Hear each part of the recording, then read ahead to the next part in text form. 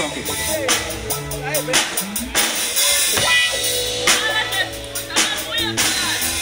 Glória seja o seu nome, Jesus. Quem é que sabe? Quem está aqui? Jesus. A missão enviada quando eu nasci. O tempo foi passando, a minha fé foi aumentando.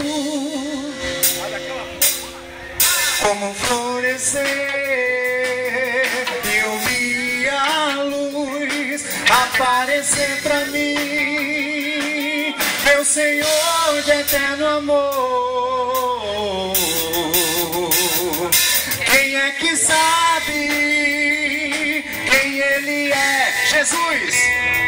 Vocês o conhecem muito bem dentro dos seus corações. Foi Ele que Ele criou, mesmo que duvidem da sua própria fé.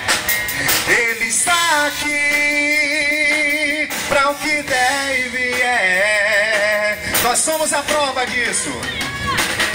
Eu sou a prova viva da sua vitória, Senhor. Agradeço a vida com o meu louvor. Sou um grato filho, Pai leão do amor. Dou o meu testemunho de fé a quem eu queira conhecer o meu Jesus. Jesus, Jesus,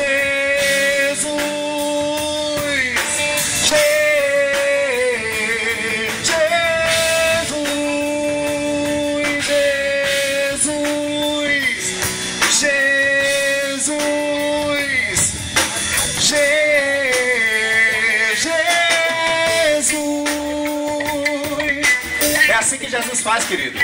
Ele me tirou lá quando eu ficava lá em cima dos trios elétricos do palco da vida, porque Ele pegou, me livrou justamente de várias situações de morte, como Ele pegou, fez.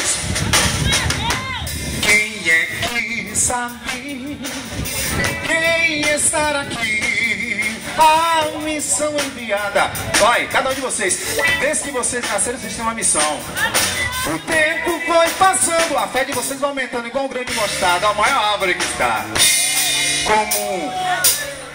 Como florescer, e eu vi a luz aparecer pra mim, meu Senhor de